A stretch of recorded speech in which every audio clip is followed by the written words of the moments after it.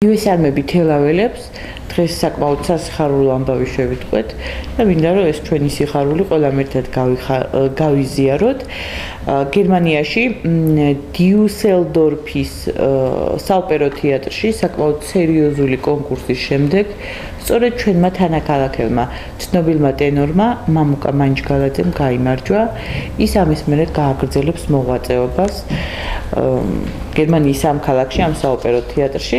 თუმცა ჩვენ გაძლევთ პირობას, რომ უახლოეს მომავალში ჩვენი სტუმარი იქნება და გამოსამშვიდობებელ საღამოს სწორედ მედია კაფეში შემოგთავაზებთ.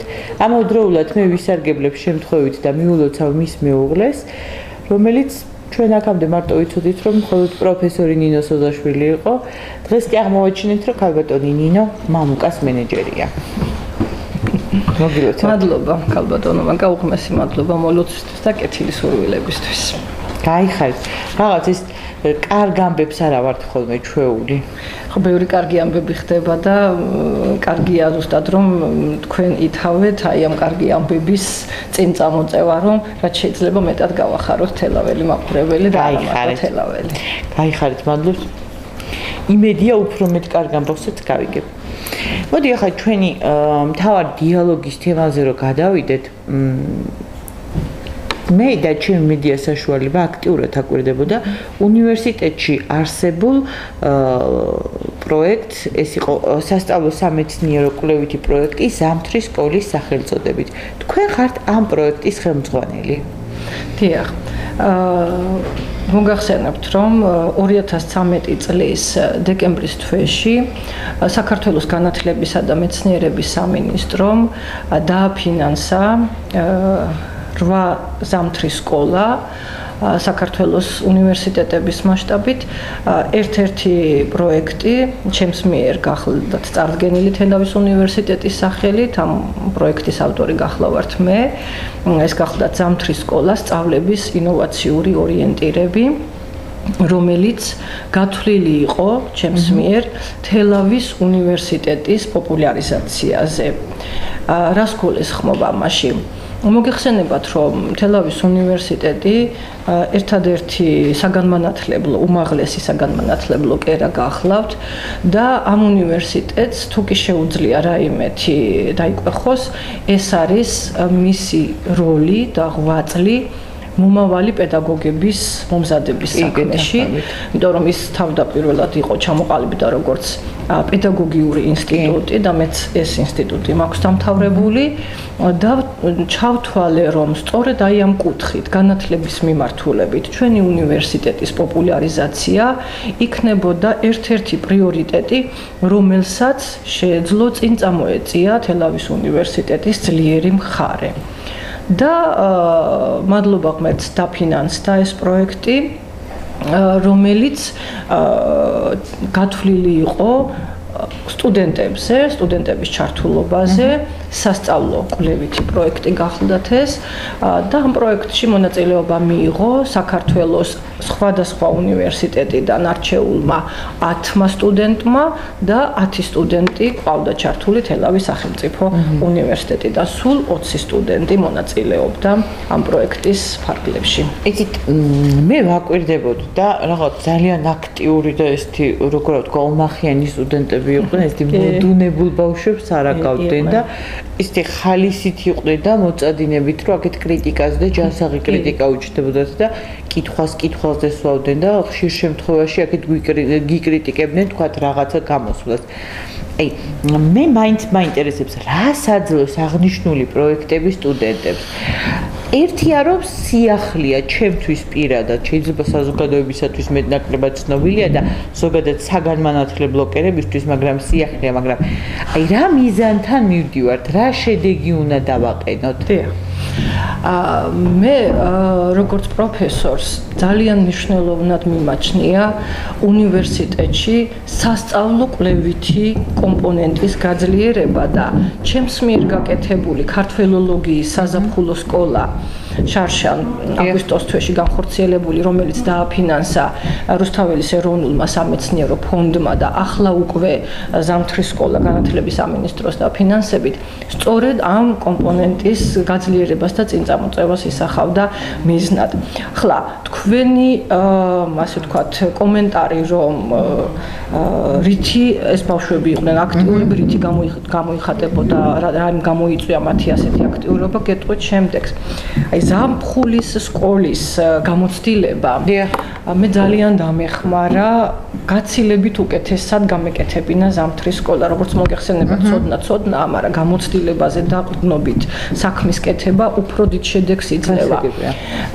ძალიან კმაყოფილი ვარ სტუდენტების აქტიური ჩართულობით და ეს გამოიწვია სწორედ იმ სწავლების თანამედროვე მეთოდების გამოყენებამ და ტექნოლოგიების გამოყენებამ, რომელზე ორიენტირებულიც გახლდათ თვითონ ეს ზამთრის სკოლა. ჩვენ ვასწავლედით მათ კრიტიკული და შემოქმედებითი აზროვნების უნართან დაკავშირებულ თეორიულ მასალას. შემდეგ თეორიის პრაქტიკაში გადატანა ხდებოდა. ანუ ჩვენ ვაკეთებდით საგაკვეთილო სიმულაციებს, სხვადასხვა საგნების მასწავლებლები ყავდა მოწვეული და ჩართული ამ პროექტში და აი ამ პროექტის ფარგლებში თეორიის შემდეგ, თეორიული კურსის მოსმენის შემდეგ ტარდებოდა საგაკვეთილო სიმულაცია, რომელიც აი იმ თეორიის პრაქტიკაში განხორციელებას აჩვენებდა სტუდენტებს და უკვე ამ თეორიის ცოდნით ისინი აქტიურად ებმებოდნენ ამ საგაკვეთილო პროცესში, ხედავდნენ სწავლების თანამედროვე მეთოდების და ტექნოლოგიების გამოყენების უპირატესობას თვალსაჩინო მაგალითზე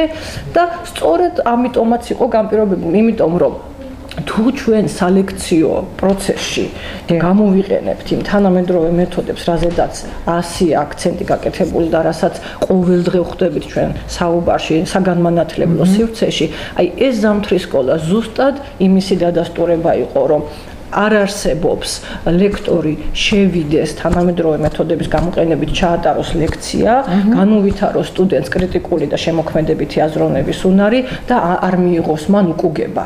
ჰიპერაქტიულები ხდებიან უკვე და რა თქმა უნდა სწავლის ხარისხიც გაცილებით მაღალია და სწორედ ეს გამოცდილება თეორიაზე, პრაქტიკაზე დაფუძნებული გამოცდილება გახდა იმის საფუძველი, რომ ჩვენ შეგვემუშავებინა სასწავლო კურსი, სილაბუსი, რომლის პრეზენტაციაც უკვე საზეიმო დახურვაზე სტუდენტებმა გააკეთეს თავად და რომელიც შევთავაზეს თელავის უნივერსიტეტს და ეს კურსი დაინერგება თელავის უნივერსიტეტში სწავლების ინოვაციური მეთოდები და იმედია რომ სარგებელსაც მოუტანს თელავის უნივერსიტეტის სტუდენტებს. თქვენ აღნიშნეთ, რომ საკმაოდ სერიოზული გამოცდილება მოგცეთ ზაფხულის სკოლა. დიახ.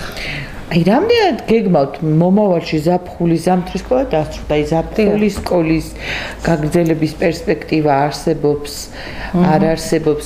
პარალელურად საინტერესო იქნებოდა მე ზამთრის სკოლაში ვიხილე საქართველოში არსებული სტუდენტები, სხვადასხვა უნივერსიტეტებიდან მოწვეულები. აი ზაფხულის სკოლაში თუ იგეგმება, რომ თქვა საზღვარგარეთის სხვადასხვა უნივერსიტეტებიდან მოვიწვიოთ სტუდენტები და ეს ჩართულობა უფრო გავზარდოთ.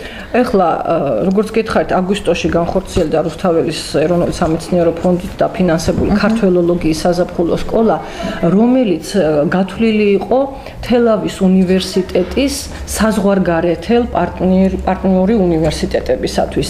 იქიდან ჩვენ ვიწვიეთ სტუდენტებიც და აკადემიური პერსონალიც, მაგრამ ეს იყო გათვლილი ქართული ფოლკლორის პოპულარიზაციაზე.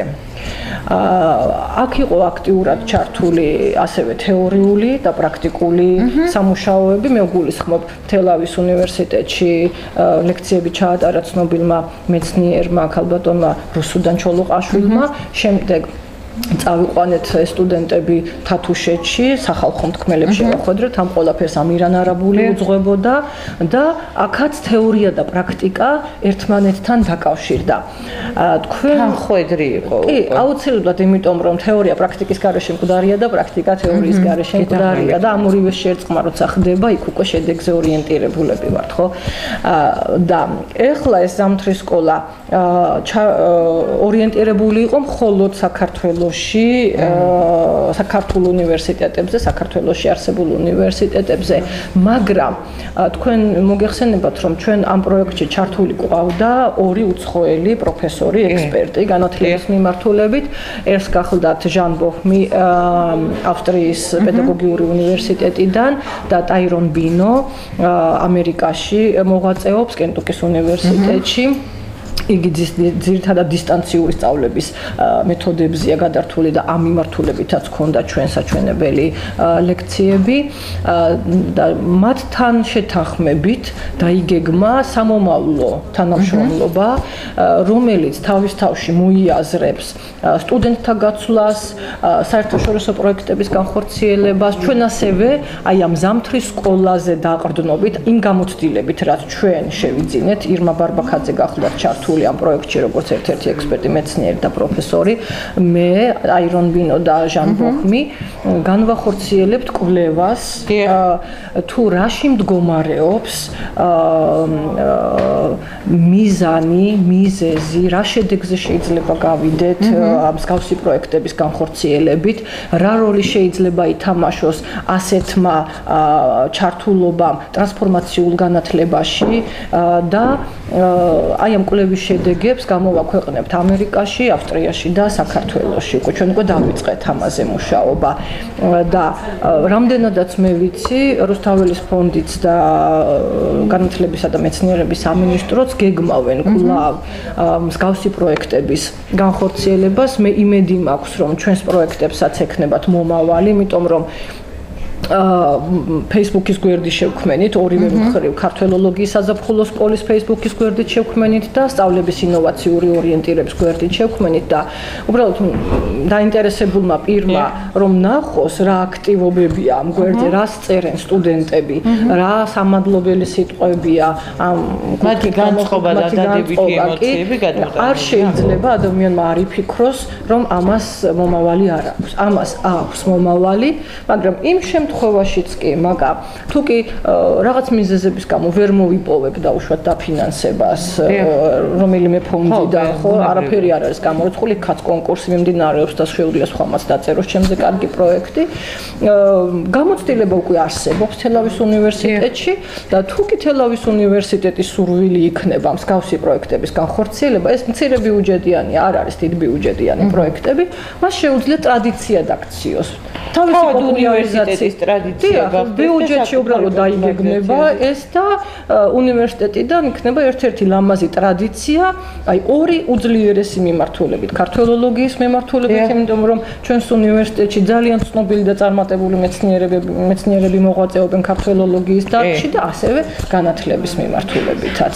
იგივე შემიძლია თქვა, აქაც ძალიან ცნობილი მეცნიერები და ძალიან კარგი ადამიანები ყავს, რომელთა დაყრდნობით შეიძლება რომ წარმატებული პროექტები განხორციელებდნენ და ეს იქნება ერთ-ერთი ლამაზი ტრადიცია თელავის უნივერსიტეტისთვის, რომელიც მის პოპულარიზაციას შეუწყობს ხელს. მე ვთვლი, რომ აი სწორედ სტუდენტზე ორიენტირებული სწავლება გახლავთ ამოსავალი იმისა, რომ თელავის უნივერსიტეტი რაც შეიძლება ბევრმა აბიტურიენტმა აირჩიოს სამომავლოდ და არ შემიძლია სიხარულით არ აღვნიშნო, რომ სწორედ დღეს მიმდინარეობს განხილვა იმ სამუშაო ვერსიის, რომელიც ქალბატონმა ქეთინო გიგაშვილმა შემოგთავაზა მცირე გრანტების დაფინანსების შესახებ, ასევე სასწავლო კვლევითი პროექტების განხორციელებაზე, რომელშიც უშუალოდ სტუდენტები იქნებიან ჩართულები და სტუდენტზე ორიენტირებული იქნება ეს პროექტები, ხელს შეუწყობს თელავის უნივერსიტეტის პოპულარიზაციას და თვითონ სტუდენტი რომ გაიდანს თელავის უნივერსიტეტის სახელს თავის გარშემო, ამაზე უკეთესი ამაზე უკეთესი პიერი არ მგონია რომ რაიმე იყოს. იმიტომ რომ ეხლა 20 სტუდენტი გვყავდა ჩვენ. მე დარწმუნებული ვარ, რომ ეს 20 მოიყვანს აუცილებლად 200.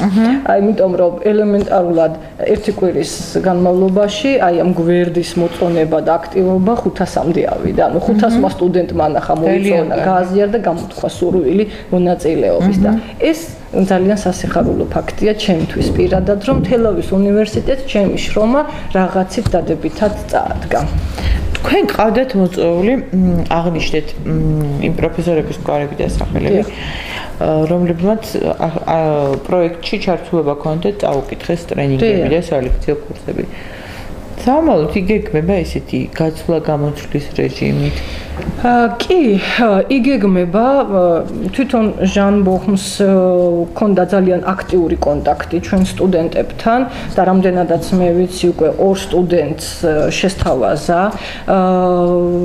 ავსტრიაში პედაგოგიურ უნივერსიტეტში ქალაქ ლინჩში რამოდენიმე თვით ჩასვლა, მაგრამ როგორც გითხარით, ჩვენ უკვე საერთაშორისო ფონდებისთვის ვეცდებით მსგავსი პროექტების წარდგენას, რომ რაც შეიძლება მეტად შევუწყოთ ხელი სტუდენტების აქტიურ ჩართულობას სასწავლო კვლევით კომპონენტში.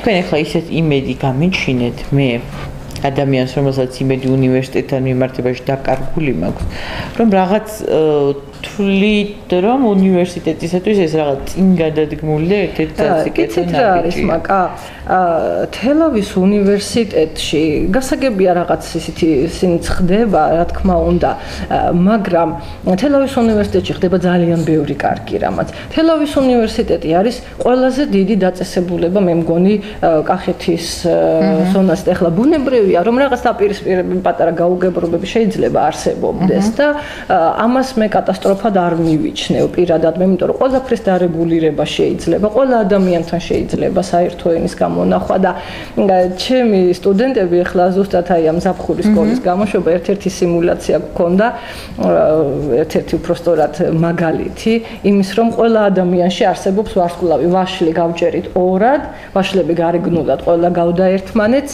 მაგრამ ორად რომ გაჭრეს, იქნებ დაგხვდება ვარსკვლავი, ანუ ადამიანები მხოლოდ გარეგნულად არ უნდა შეაფასო, აუცილებლად უნდა გაიცნო, დაუახლოვდე და აუცილებლად აღმოაჩენ მასში ვარსკვლავს. შესაბამისად, იმდენი კარგი რამ ხდება თელავის უნივერსიტეტშიც, რომ ჩემთვის თქვენი დაკავშირება, რომ აი ამ საკითხის წინ წამოწევა გინდოდათ ძალიან სასიხარულო იყო და სიამოვნებით დაგთანხმდით, იმიტომ რომ სწორედ აი ასეთი აქტივობები უზრუნველყოფს თელავის უნივერსიტეტის იმიჯის ამაღლებას და ფართე საზოგადოებისათვის გაცნობას.